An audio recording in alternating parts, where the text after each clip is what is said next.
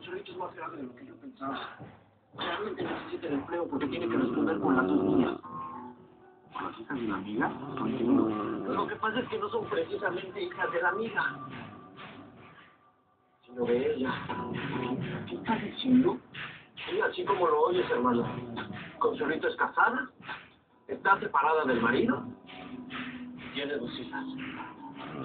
¿Una mujer casada y con 2 hijos?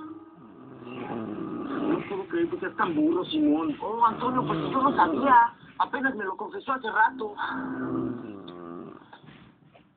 No quiero preocuparte más, pero me late que te metiste en una camisa de 11 varas. Ahora sí estoy seguro que esa relación con Consuelito no te conviene. No te conviene. Mira, amigo, aunque eres único.